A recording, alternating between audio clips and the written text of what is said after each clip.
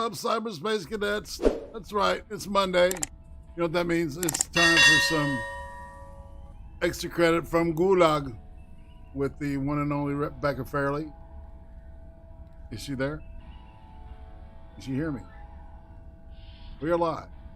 It will help if I unmute myself. Hi, friend. Hey, I've been there before. You know? Now, I never boomer shit at me. Never, ever. Never. What's up, people? What are you up to? How's your day been, Miss BECCA? Good. Work. Did your boy Pat stream. Was able to take a nap. I have a fever, and I have my Gulag inmate number picked out, so it's a good day. Sweetness. Well, we're gonna need them. Yeah, I don't think they're gonna let you pick them though. You know what I'm saying?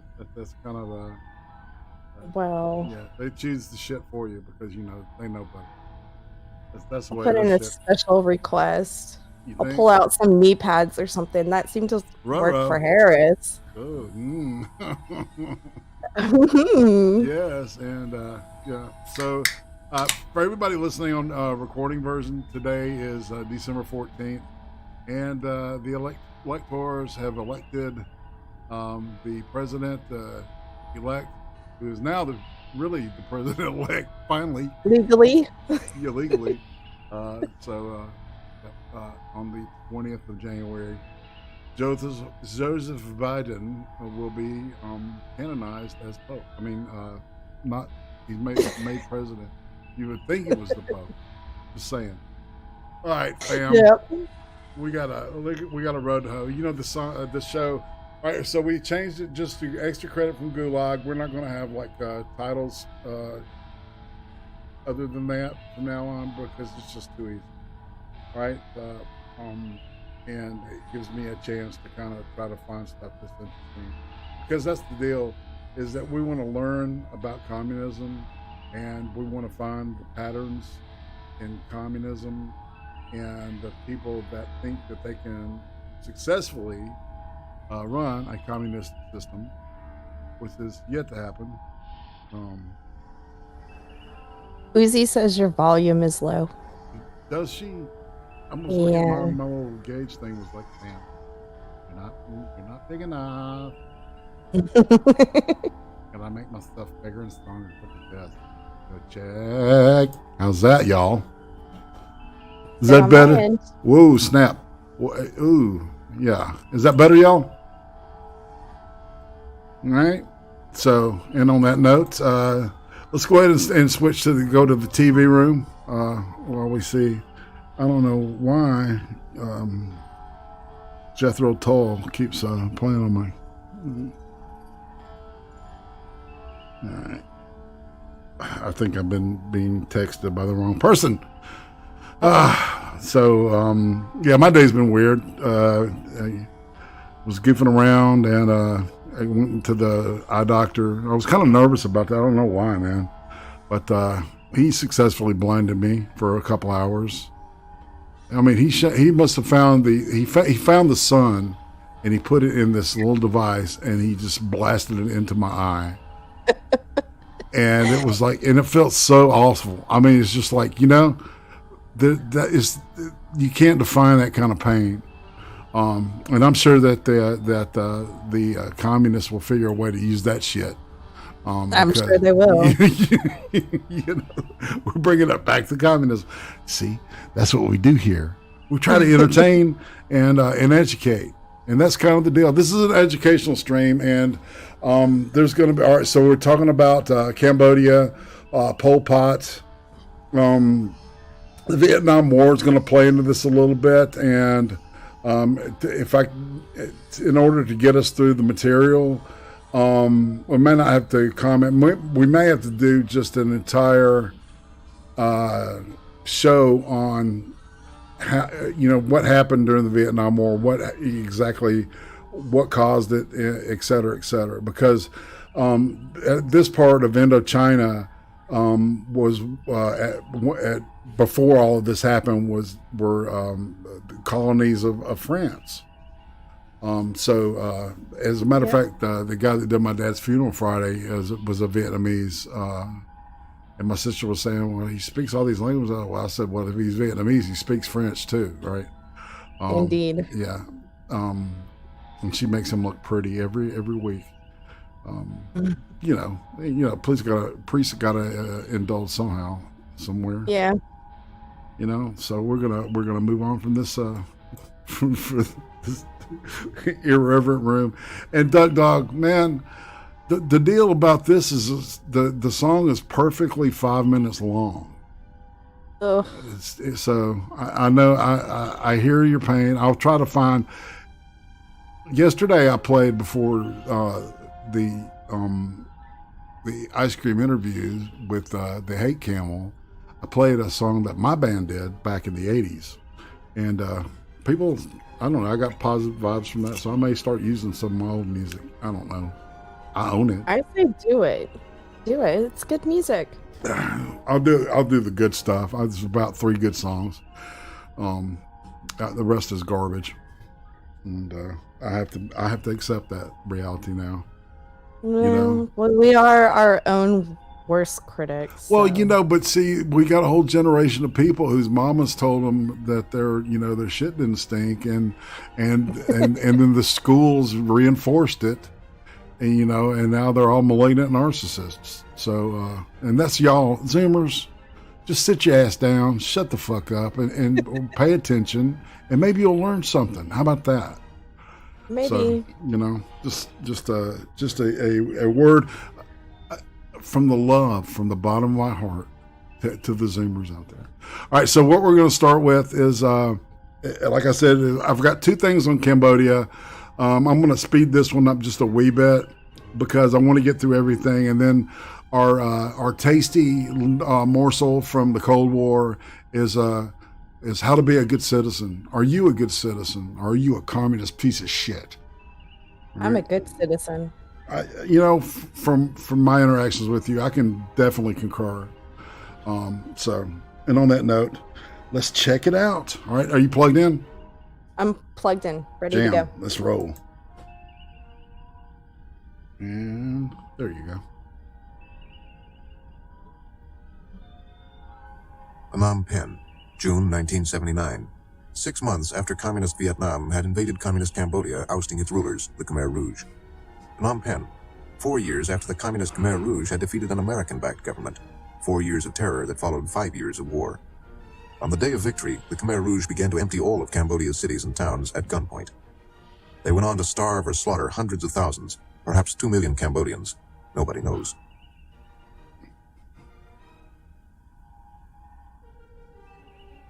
Ten years after the 1954 Geneva Agreements, neighboring Cambodia was still at peace. Cambodia's ancient grandeur was carved in the stones of Angkor, once the center of an empire that stretched across Southeast Asia. Hindu god kings had ruled a powerful state constantly at war with its neighbors. In the 15th century, the empire collapsed. Angkor was overrun and abandoned for more than 400 years. In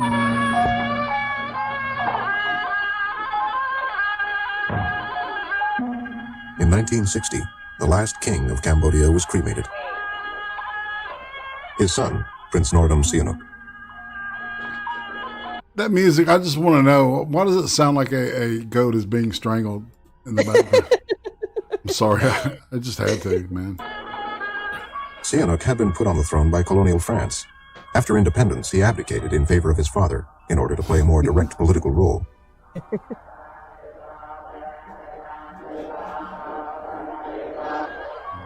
Sihanouk remained chief of state and skillfully maneuvered to preserve his nation's neutrality.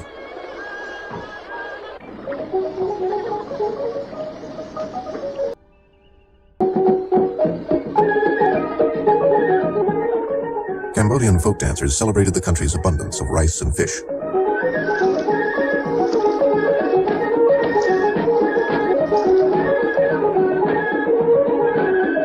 Nearly 90% of all peasants owned their land.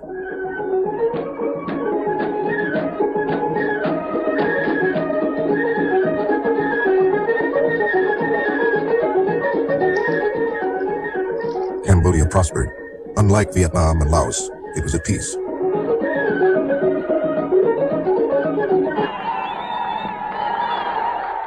To Cambodia's peasants, Sihanouk was almost divine. Many believed that he was even responsible for the success of their crops. Sihanouk relied on them, rather than on the urban population, for support. But Sihanouk's prestige and popularity could not change Cambodia's geography. In 1963, Sihanouk organized denunciations of America's growing involvement in Vietnam. He feared that the war would spread across his borders as South Vietnamese troops pursued the Viet Cong into Cambodia. He was willing to befriend any country or leader that he thought might assure Cambodia's survival. He formed a close relationship with China's Mao Zedong. He also courted leaders of non-aligned nations like Indonesia's President Sukarno. He strengthened his ties with France's President Charles de Gaulle.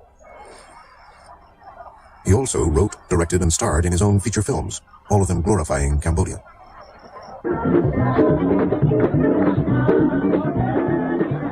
In 1966, Cambodia continued its carefree festivities despite growing dangers within the country and along its borders. Sihanouk had broken relations with America. His officers were becoming restless. Sihanouk was also beginning to face trouble in the countryside, where small groups of Cambodian communists, the Khmer Rouge, were recruiting some discontented peasants.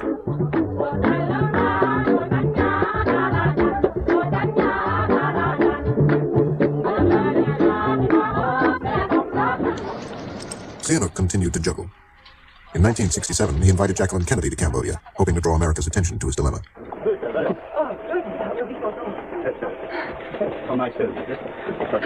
Sihanouk was concerned by the Vietnamese communist buildup in the sanctuaries, and he feared a large-scale U.S. attack across his borders. As a counterbalance to this visit, he denounced America's Vietnam policy. It would be immoral to support, your aggression, the aggression of the United States against the people of Vietnam. We want to have the right to continue to have the right to be united, to be. How could we deny to Vietnam the right to self-determination?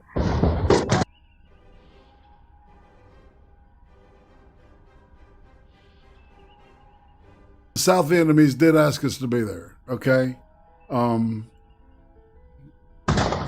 Pursuing their enemy, American and South Vietnamese aircraft often attacked across the Cambodian border.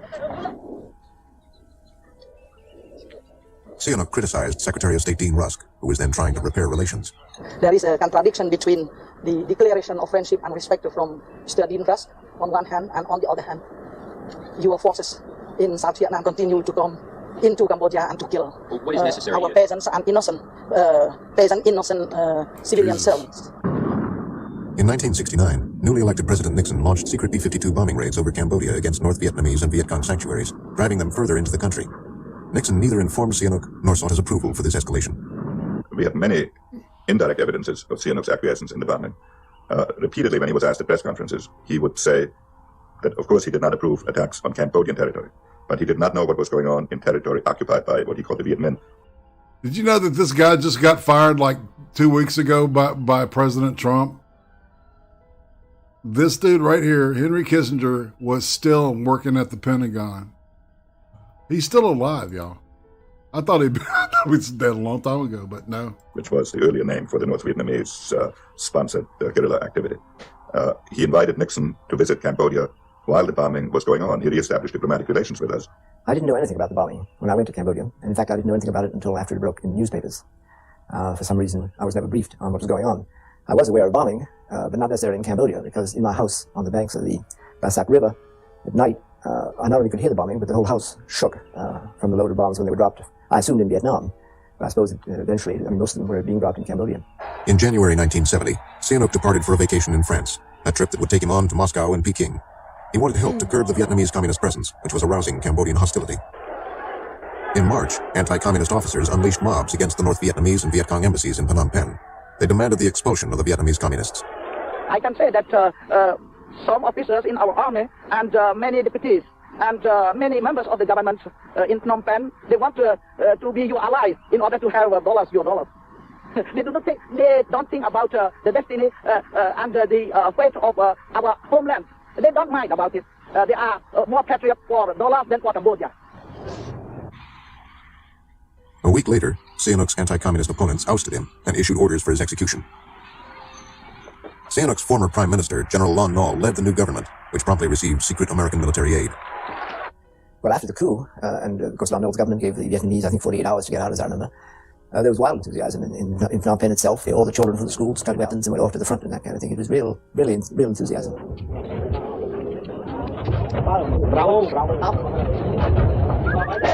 Within 3 weeks, the Cambodian army gained 60,000 recruits. They were convinced that U.S. aid would quickly help them drive the Vietnamese communists out of Cambodia. Sihanouk, now in China, sided with the Khmer Rouge, his former opponents. He became chief of state of a government in exile.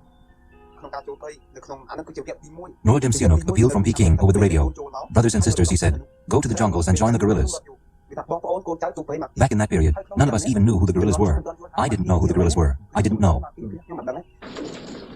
In the countryside, several thousand peasants went on rampages demanding Sihanouk's return. In the town of Kampong Cham, a mob killed 2 members of parliament. I saw the livers of the 2 politicians being carried past my church. And a little while later, around 4 or 5 in the afternoon, the livers of the 2 men were skewered and grilled in the marketplace of Kampong Cham. Through examples like this, one can understand a little the brutality of the Khmers, who are a race of warriors, and that should not be forgotten. The next day, Lon Nol's troops shot and killed nearly 100 unarmed peasants. Many Cambodians still displayed Sihanouk's portrait and continued to protest in his favor. The Lon Nol regime whipped up hatred against the Vietnamese. The victims were not the Vietnamese communists in the border sanctuaries. The victims were Vietnamese villagers and merchants whose families had lived in Cambodia for generations.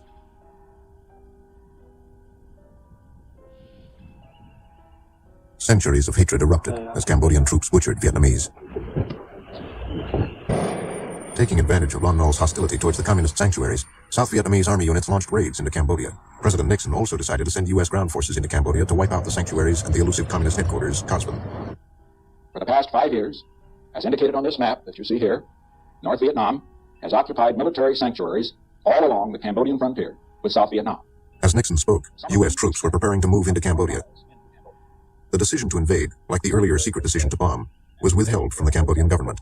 Now, when we began the detailed planning of this operation, it was evident to us, since we never operated in Cambodia, we needed some kind of map or aerial photo, and so I dispatched the G2 down to pick these up at the headquarters in Saigon. He had great difficulty in getting them. In a few hours, he returned with the photographs, and then we found out why. The photographs, of course, disclosed these huge craters of B-52 bombing had been going on for some time, and we weren't aware of it officially. Indeed, I wasn't aware of it at all, and most of us weren't. Tonight, American and South Vietnamese units will attack the headquarters for the entire communist military. Just a word for everybody. That's a typical government coward there. We didn't know anything was going on. You know, of course they knew, right? Yeah. We got We didn't get the intelligence for that. How would we know? That's right. That's right. Air America. They knew it, I think. Anywho, so yes, the glow in the darks were doing their thing. Mockingbird hashtag. All right. We'll keep rolling. Operation in South Vietnam. This key control center has been occupied by the North Vietnamese and Viet Cong for 5 years in blatant violation of Cambodia's neutrality. One of the things that I found interesting was, as I looked at Nixon's speech on the incursion after we had started it, a few minutes after we had started it, was a great emphasis he had placed on the Cosvin headquarters, sort of portrayed as kind of a Pentagon that we were going to capture. And my guess is that at best it was a foxhole and a couple of radios. But in any case, we knew that in the last 24 hours it was well out of the area we were going to operate in, which we knew from our normal intelligence means. And so it was never really an objective, although as he portrayed it, it was a major objective to the American people. More than 20,000 American and 40,000 South Vietnamese troops invaded Cambodia. The operation, Nixon said, would protect American forces in Vietnam. The Americans first clashed with their enemy at the Cambodian town of Snool. Responding to rifle fire, jets and tanks pounded the town for 2 days. The Americans were meeting little resistance. The body count was 4 civilians and 3 Vietnamese communist soldiers.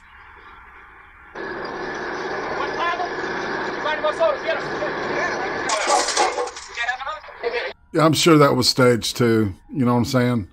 That's kind of the we see how the communist tactics that play out in politics here. Okay, the socialist tactics used.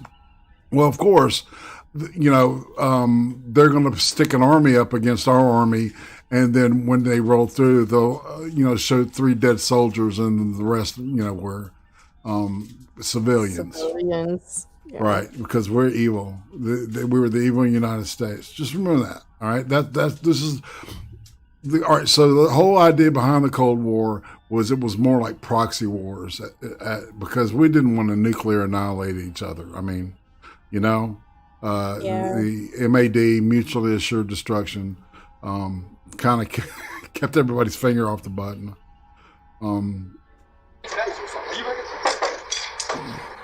My soldiers haven't been looting. They have strict instructions not to. We, of course, destroy or evacuate any war material, anything that's obviously identifiable as war material, or associated with the NVA. As far as civilian property is concerned, our instructions to them and what we've been doing is just leaving it in place, hoping the civilians will come back in and recover it. A U.S. spokesman said that the tons of captured enemy equipment had reduced the pressure on American troops in Vietnam. We did destroy a good number of supplies. And so I think, in a very narrow sense, that the operation was probably a success. But of course, one must weigh that versus what happened later in Cambodia and what the impact was politically at home. And it turns out to be sort of technical.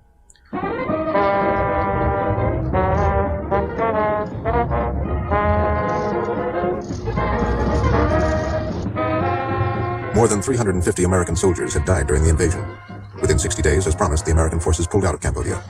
Nixon called the operation the most successful of the war. The U.S. troop withdrawals from Vietnam were speeded up.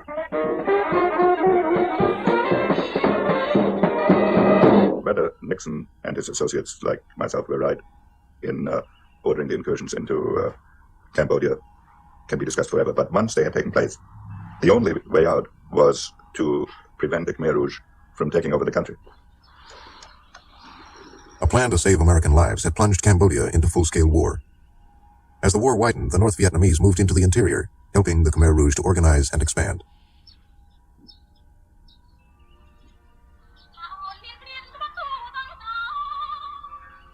Cambodia was now a battlefield.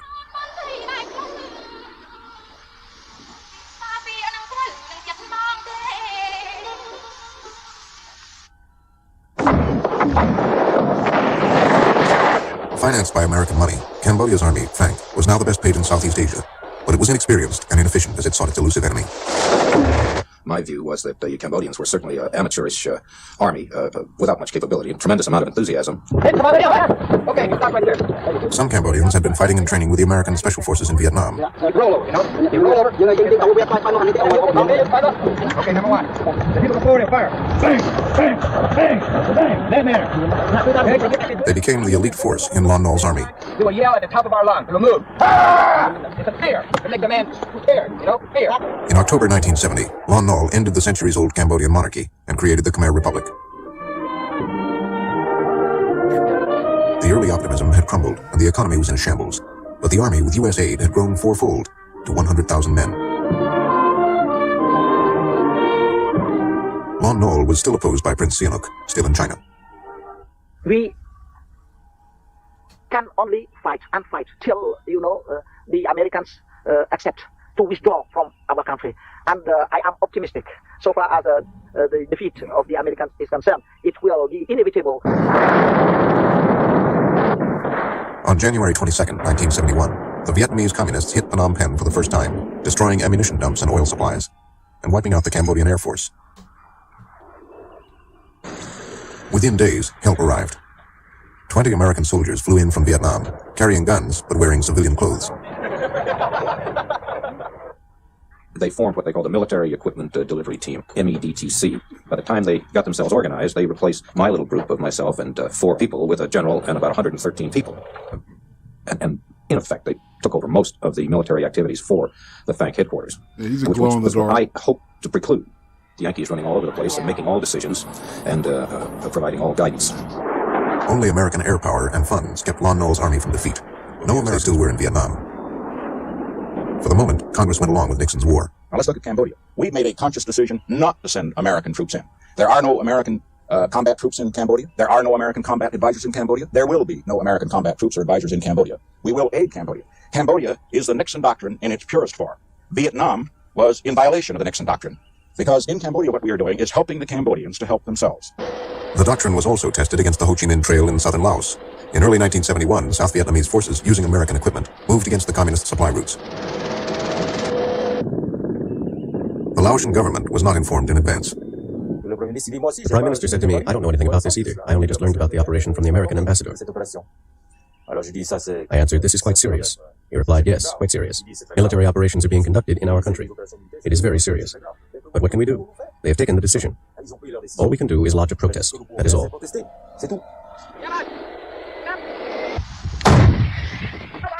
The United States planned the invasion and gave it air and artillery support. But without American combat troops beside them, the South Vietnamese forces fled in disarray.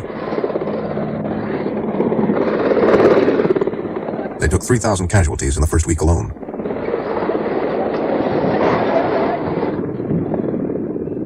In Laos, the Nixon doctrine had failed, but in Cambodia, it was still intact.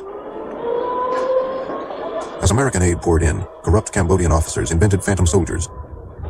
A quarter of Cambodia's army existed only as names on payslips, endangering the lives of those who fought on in understrength units. In 1973, after 3 years' exile in China, Sihanouk went into the Khmer Rouge zone of Cambodia. Samdech Norodom Sihanouk embraces Khieu Samphan, Vice Prime Minister of the Royal Government of National Union of Cambodia and Commander-in-Chief of the People's National Liberation Armed Forces. The enemy say that Mr. Khieu Samphan has been dead for several years, but here you can see him chatting cordially with Samdech Sihanouk. Sihanouk also embraced another Khmer Rouge leader, Pol Pot. Sihanouk knew he was only a figurehead. The Khmer Rouge leaders planned to remold Cambodia into a rural communist utopia and would spare no life to do it. When they gain power, Sihanouk said, they will spit me out like a cherry stone. They were using Sihanouk's prestige to mobilize peasant support. And they did. The Khmer Rouge leaders said that important cadres like us were communists. The people believed in Sihanouk, but they said that we who had joined the party should not believe in him. Starting with candidates for party membership, there was this kind of education. No one should have faith in Sihanouk, but they still allowed the people to believe in him. You see, there was public education and covert education. If we still believed in Sihanouk, they explained, there was no point in our making revolution. Sihanouk and the revolution, they told us secretly, were enemies of each other. If at any time the Khmer Rouge had not aligned themselves with Sihanouk, they would not have been able to carry on their fight. They wouldn't have been able to challenge Lon Nol. That's why they got Sihanouk on their side and put him up front. They made him frontman because his subjects had admired and respected him for so long. In less than 3 years, the Khmer Rouge forces had grown from 3,000 to 60,000.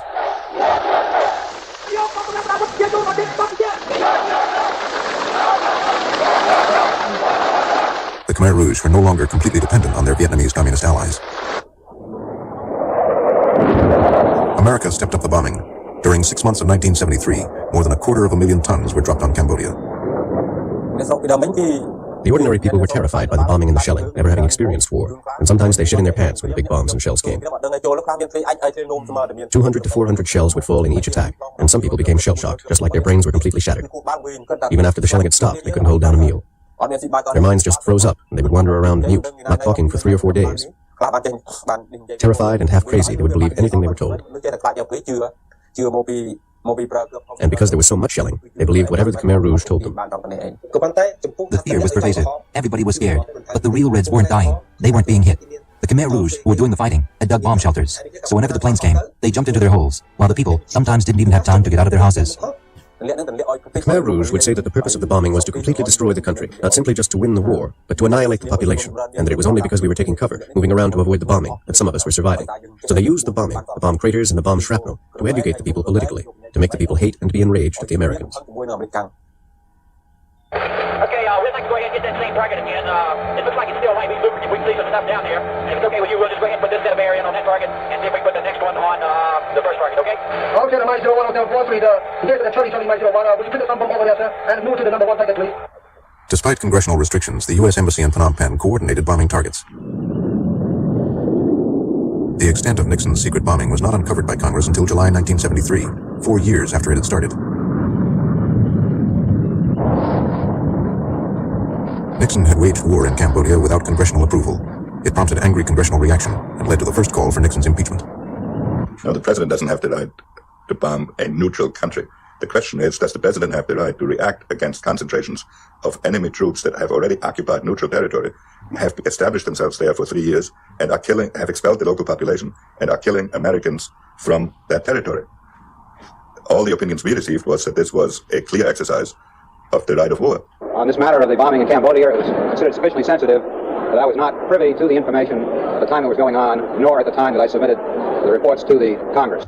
I'm sure, Mr. Chairman, you will agree, and I think the American people will agree, that we should take whatever action is necessary in order to protect the lives of the American people. And that You know that smell because you've been smelling it recently. That's the smell of Republican fear. Yes. Just saying. But you know, it's a familiar reaction. Oh, whoa, we didn't know. Whoa, we didn't sign up for this shit. And everybody knew that the Ho Chi Minh Trail, they were running it through Laos and Cambodia for the North Vietnamese army with Russia's help. You know, would bring in supplies through the Ho Chi Minh Trail, which part of it was underground and went through both Laos and Cambodia, and it came out. And a lot of the Viet Cong, which were South Vietnamese people that fought for the North Vietnamese in civilian clothing, also known as terrorists, they would, whenever the U.S. military would confront them, they would go over the border to Cambodia, and we couldn't, we weren't allowed to go there, right? And that's how all that shit got started. It's a lot more complex than this paints it out, but you can tell that this is when the news people started to kind of turn on the American government and became a lot more liberal at this point. It's like, look, we can get into argument about whether we needed to be there or not. But the deal was, it's like what Kissinger was saying. I can't believe I'm backing him back in that play. But, there was fuckery about, and part of that deal was to stomp it. I think the end game was to kind of maybe move the war in there because they were seeing how good it was monetarily for the country. And of course we followed that shit up, a couple of years later in Middle East. So. That's what this operation was all about, and it was very effective. Why didn't you tell us about it and justify? Sorry, what? Would you say? We're gonna have to get used to that stench of the Republican fear for the next few years, because they're gonna play dumb through all the bullshit Biden's gonna do. Amazing. Why do we have to rely on false information? Why does the Secretary of the Air Force have to come before this committee and say he deeply regrets and he's ashamed of the fact that he didn't give us accurate information because he himself was misinformed? In August 1973, a B-52 dropped its bombs on Nek Lung, the river town just 30 miles from Phnom Penh. The bombing was a mistake. More than 100 villagers were killed and several hundred were wounded.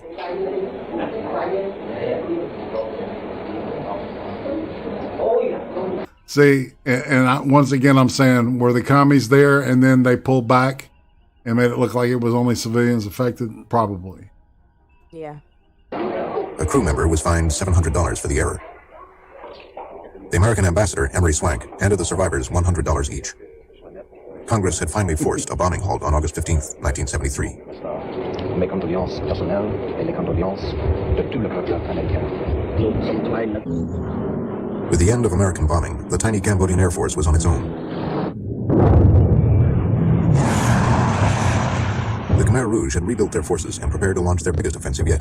From 1:20 in the morning of the new year, 1975 on, the communists launched a very fierce attack from every point of the campus against Phnom Penh. They used first some 80,000 troops, which would increase as the attack progressed. Many Cambodian government posts were soon to be overwhelmed. The Khmer Rouge, now close to Phnom Penh, fired rockets into the city every day.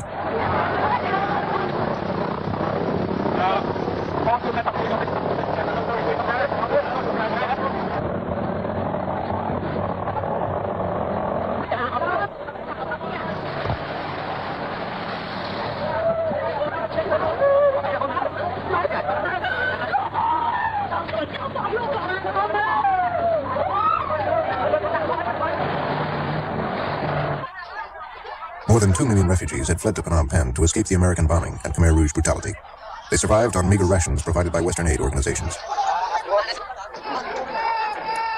The city was slowly starving. People were running back and forth every which way, afraid to stay in the same place for long. Sometimes the shells would fall right in the center of town, and everybody would flee to the riverbank. Then the shells would fall near the riverbank, and everybody would run back to the middle of town. It just went on like this, chaotically.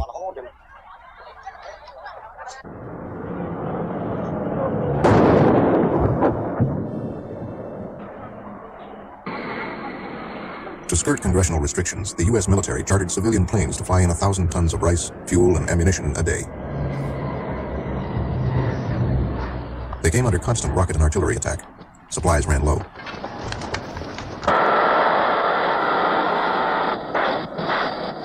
Lon Nol's Air Force now strafed their enemy on the outskirts of the city.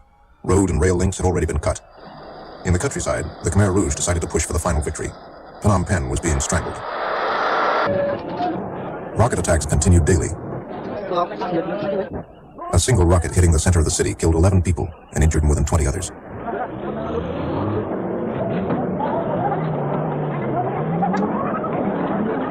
Government troops became desperate as the areas under their control shrank.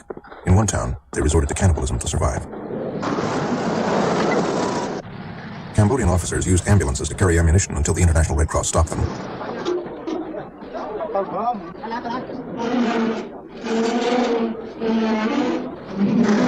Phnom Penh's hospitals were overflowing with wounded. Basketball courts were covered with makeshift beds. Medicine had to be bought on the black market. And at this point in time, the Khmer Rouge was starting to affect their will and torture and kill people of the Cambodian populace. But you don't know they didn't focus on that. The news people didn't focus on that until they discovered 4 years later, after all this happens, that the killing fields. There's a great movie. That I think James Woods in it. So blood plasma was running out.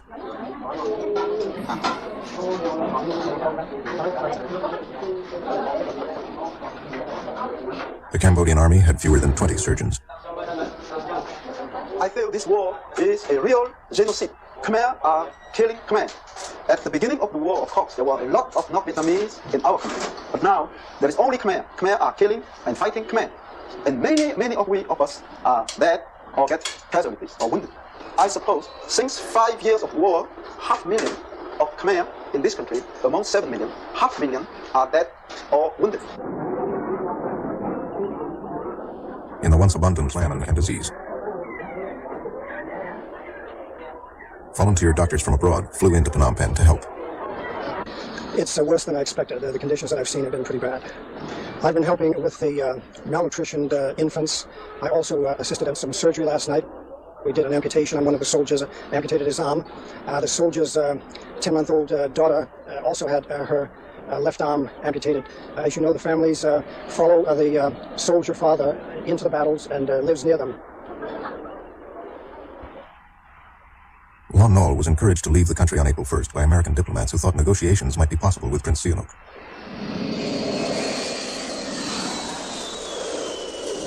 The Khmer Rouge, poised for victory, was not about to bargain. They broadcast lists of traitors to be executed after they won. On April 12th, Operation Eagle Pull began. Helicopters evacuated the remaining Americans from Phnom Penh to a naval task force in the Gulf of Thailand. Most Cambodian government ministers declined to leave. One who stayed and died wrote to the American ambassador, "You have refused us your protection, and there is nothing we can do. I hope that you and your country find happiness under heaven."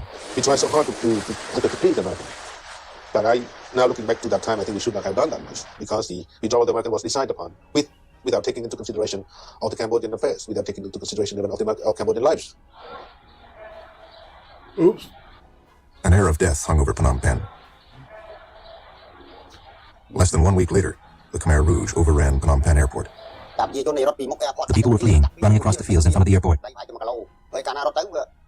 The planes came and thought that they were Khmer Rouge and bombed them. The bodies were all mixed up. Some soldiers, some ordinary people, some Khmer Rouge.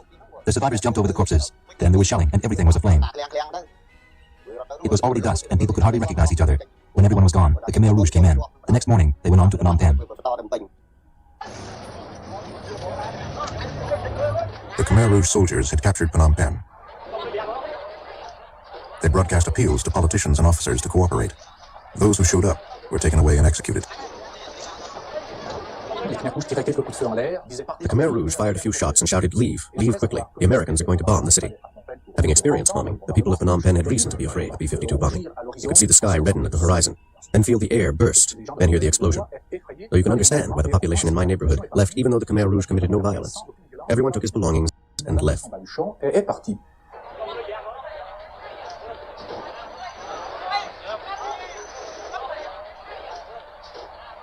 There were no American plans to bomb Phnom Penh.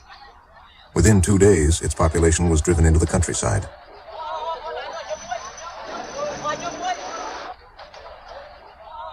The war had ended. Starvation and slaughter lay ahead.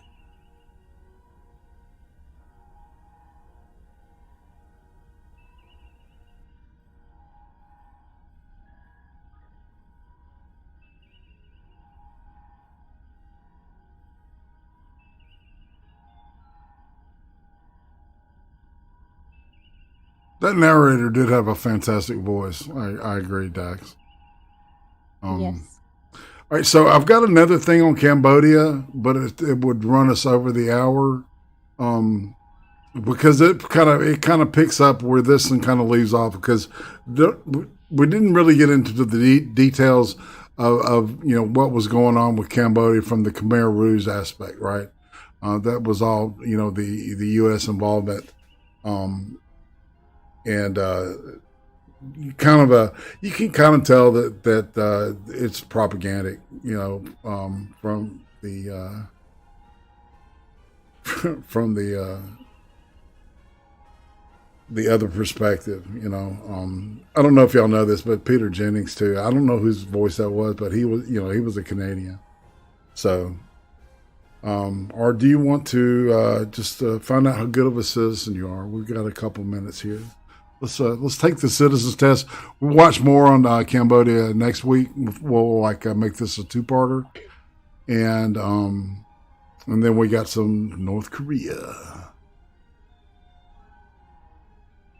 So here we go. All right.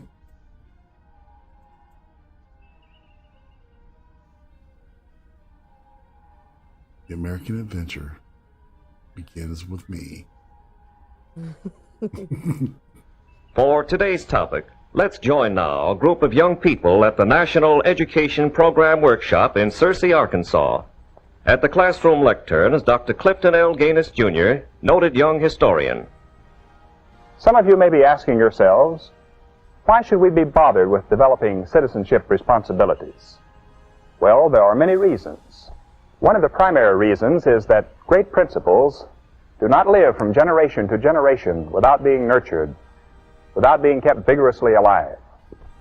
Unless we understand and work effectively for the principles upon which our American way of life is founded, the structure will crumble and our heritage of freedom will perish.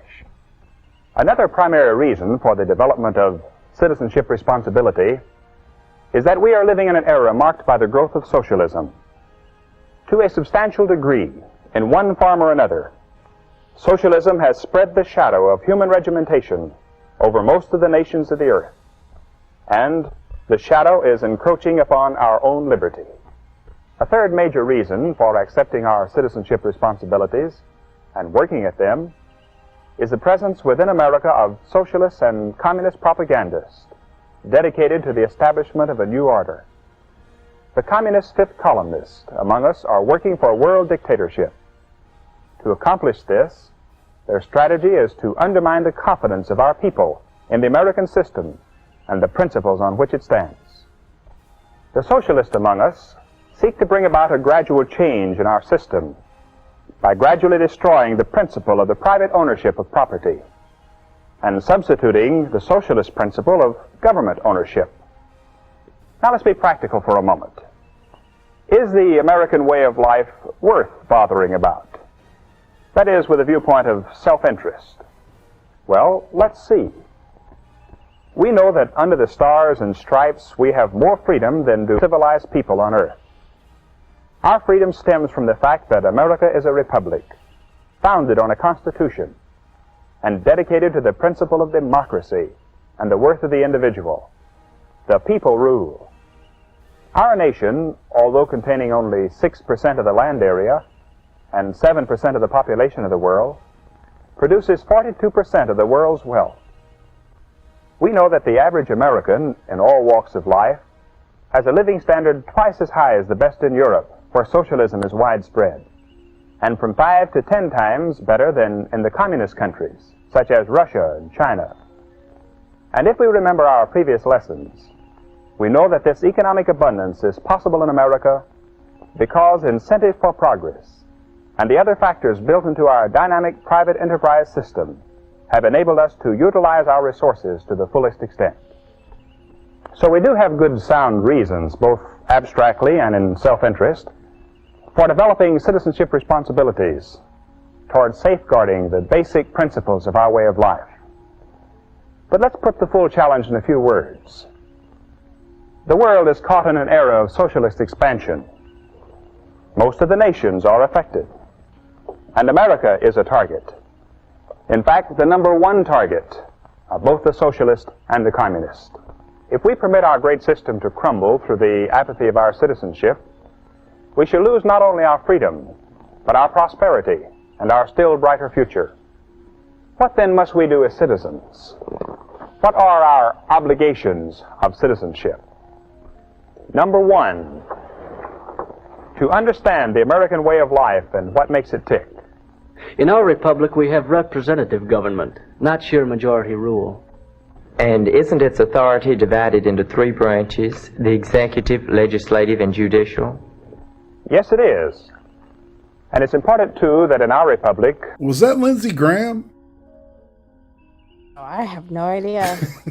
He had that little southern accent going on there. I'm sorry, I had to. Authority is surrounded by an ingenious system of checks and balances that prevents autocratic or dictatorial rule. That is, if we maintain the Constitution as our basic law. Well, and not pack the courts. Indeed. That briefly sums up our political structure. What about our economic structure? Our economic system is based on three major principles: private ownership of property, the profit motive, and the competitive open market. Yes, those are the three great pillars. Private ownership diffuses the wealth and economic power over the very widest area, over our whole population, and makes our people independent, masters of their own lives.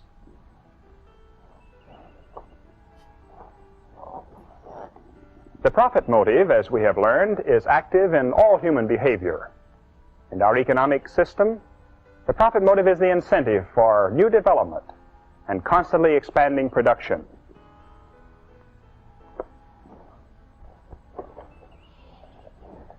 And the open competitive market is where the consumer is king. It is this factor in our economy which brings about better goods and lower prices, as one company after another tries to outdo its competitors and get the consumer's business. These are some of the basic facts about our own system which every citizen should know. But now let us go on to additional obligations of American citizenship. Number two. You use words that aren't supposed to be used in my chat. I'm going to fucking yeet your ass. To understand communism. Yes. Its basic godless philosophy. Its goal of world conquest. Its insidious tactics. And its cunning strategy. Number three on our list of obligations is to understand socialism and all the cunning disguises in which it presents itself to the American people. Our fourth obligation is to understand propaganda techniques as used by both the communist and the socialist. This is a very vitally important need. Thousands of good, loyal Americans have been duped into actually aiding the communists, simply because they did not look carefully before they joined some high-sounding venture, or before they more or less blindly advocated some course of action. Number five in the list of American citizenship obligations is to take an interest in your public schools and in your private and public-financed colleges, to take an interest in what's being taught and how it's being taught, and to take an interest in the welfare of the teachers who contribute so much to the development of America. Number six, in addition to voting in all elections, become active in government. Run for local, state, and national office, or help select capable people of the highest integrity to serve. Be constantly vocal on all local and national political issues. And this is something that we need to really look at, people, because it is beginning on the ground floor. We got people like George Soros that's starting to affect, like, attorney generals and district attorney appointments or elections, actually. And then local judges and all of that.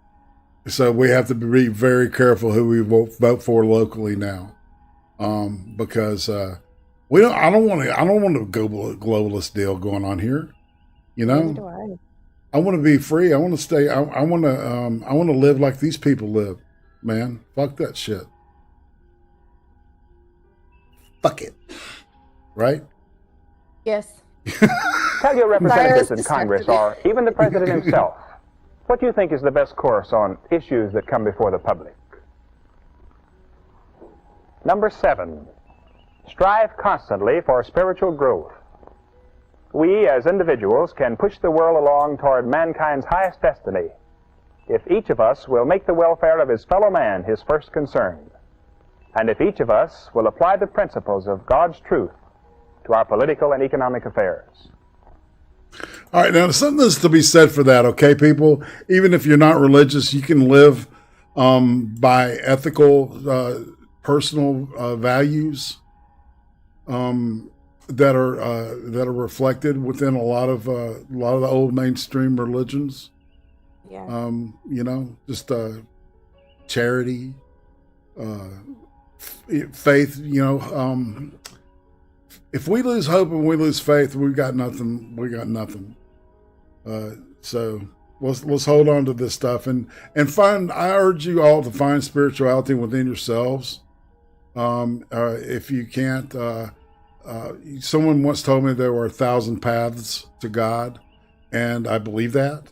So, I don't know. My experience has taught me that the more open your mind is the more you'll see your higher powers working in your life. Just saying.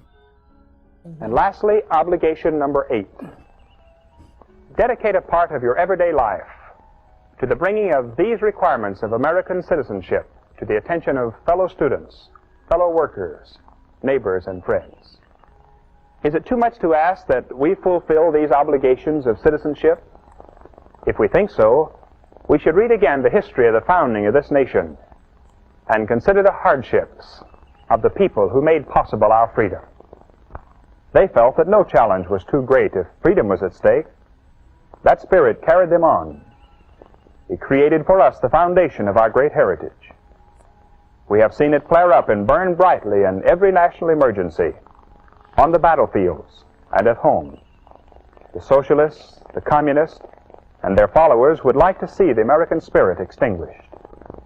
If each of us will rise to the occasion, if every citizen, young and old, will accept the challenge of his citizenship, then the socialists and communists and their followers will not prevail, and America will go on toward the fulfillment of her great world destiny. Dr. Clifton L. Gaines, Jr. was our instructor. This is a continuing series based on the unique political and economic system which has made America great. So we'll pop back into the foyer here. So what did you think about that, Becca? I enjoyed it. I learned a lot from the first clip, Cambodia and stuff. And at that time, my uncle was a very young child. And they managed to get him out, and he was adopted by a U.S. couple. So he was one of the lucky ones that got out of all that bullshit. And then the second part, Quick Sticks, I know you're new to the stream. Yes, it's propaganda, and we embrace it. Exactly. It is indeed true. So, yeah, we don't support commie bullshit here. Exactly. And that's kind of the point of this, is that I openly admit that this is pro-American propaganda, because somebody's got to do it. And, you know, we're seeing so many people kowtow to socialism and to, you know, and all these idealistic concepts of what democratic socialism, whatever you want to call it, it all ends up in one place. And that's everything that we've been doing here. It leads us to one conclusion, that socialism equals murder on a massive scale. And there's no way you can get around it. You know, it might be living in a commune is one thing, but trying to make what's the current population in the United States now? What about 2.4 billion? I don't know. Get somebody to look that up for me. I'm looking it up because I don't know. Yeah. So 328.2 million as of 2019. Okay, 328.2 million. Yeah, that's what it says. That doesn't sound right, but that's according to Google. It's all right. So Duck Dog's saying it's 350, and Check Your Logic says 380ish. So we're kind of in the ballpark. I was the B. I don't know where the B word came from, but yeah, that's questionable because of all the illegals here too. Yes. But we've got a whole strata of humans, all right, to kill. All right, so say you've got a country with 350 million people. In order to make them adhere, what we've seen is the process is the revolution happens, people die, then people are executed, and then the first government, part of the government is instilled. They call it socialism. And then they end up starving people, and then the next stage is communism, and they kill a lot of more people. Usually the academia and anybody that seems to be that would be a competitor or a rival will be yeeted, as they say, and and more people murdered, and so when I'm programmed with this stuff. I grew up knowing that little deal, the little black and white thing. The reason I show these things is because I know what they are now. But as a kid, it's like, they would show that to us and we'd lap it up. Yep. Which is good. Yes. I think it was good that they were showing that. It's better than the shit that they're showing schools now. Right, exactly. They want to call us the bootlickers. Get the fuck out of here. Exactly. Yep. Quick Sticks Production says China, USSR, Cuba, Cambodia, I believe Vietnam are all division of Marxism, Leninism, and not general socialism. Well, you can call it what you want to. But they call themselves socialists. Marx says he was a socialist. And Lenin, on top of that, stated that socialism was the first step into the logical conclusion of communism. Mm-hmm. I mean, you could put any pretty name and pretty bows on it. It's all the same shit. Exactly. Yeah, I would say I was brainwashed in a good way. Yeah. In a non-restrictive way that permits wanton murder and excuses it to the greater good. So, we can argue all that shit all day long, and you're not going to change my mind. And if I'm not going to change yours, then it's like you might want to mosey. You know what I'm saying? So, and earlier someone used a word that will get you demonetized instantly in the chat, and I believe they did that deliberately. They have been yeeted from my channel. And if you fuck with my channel, I will fuck with you. All right? And that will begin with the yeet. And what that means is that you'll be hidden from the channel, and everything you type in chat will never be seen by anybody. Okay? Indeedy. Yeah. And you'll wonder why nobody's talking to you. So, and that may be totalitarian, but, hey. What can I say? What can I say, man? Right? Hey, I've been saying that we need to play their games too, so I'm not gonna knock it. Oh, Lordy. Keep them out. Yeah, well, that's the whole idea. Yeah. By that logic, the Democratic People's Republic of Korea is a democracy. No, they didn't vote. That's cute. It is. Good deal. Yes, I'm showing teeth because, man, apparently a bunch of people think I'm a big rollover pussy.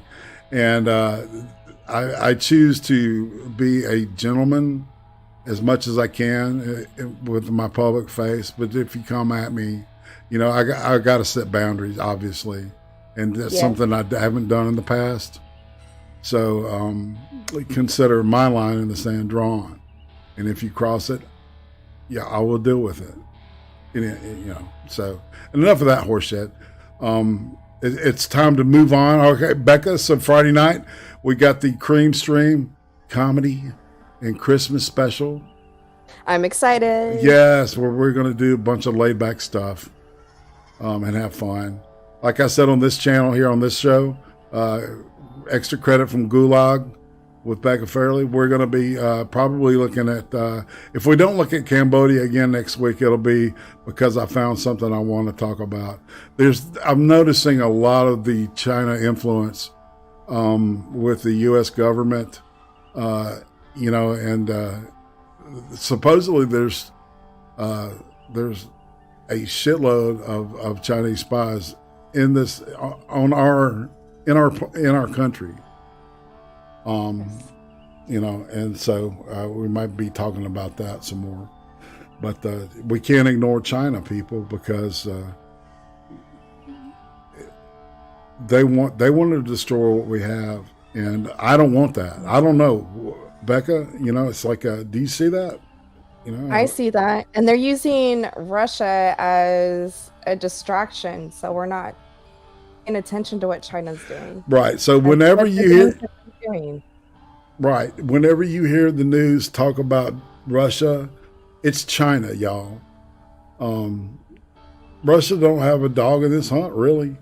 They're trying to get their own shit together, and China's trying to keep their shit together.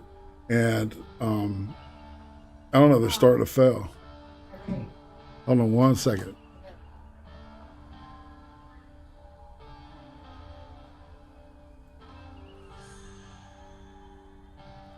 JP, I see you. JP.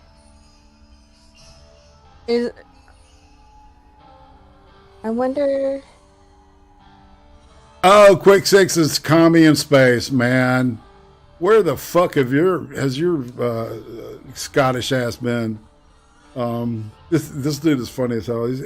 But he is a communist. So, but he's got game, and he brings a good argument. So, it's like I missed him. I've actually missed you, commie in space. I actually missed you. Anyway, real quick, JP. It might be Google censoring your comments. If you made a bunch, you can roll your mouse over to the right. Yeah, the three dots. And if there's 3 dots there, then it's good. If there's no 3 dots, they censored you. Right. If there's no 3 dots, that means that nobody can see what you just wrote. And I can't even see it, and this is my channel. And they will yeet that stuff. So, and I've got little tolerance for people that glorify horrible acts upon other human beings like pedophilia. So, and that's the only time I'm using that word on this channel. So, you come with that shit again, you're gone. Anywho, on that note, so we got the Christmas special, and maybe Mr. Brian Stelter will show up. I don't know. I'm gonna smell fingers. Got fingers to smell. I do that because I know Craig's back up. I'm gonna laugh through the entire thing if you do that. I hope we have a giggling mess. Yeah. All right. And Sunday, I'm gonna be talking to the one and only white YouTuber.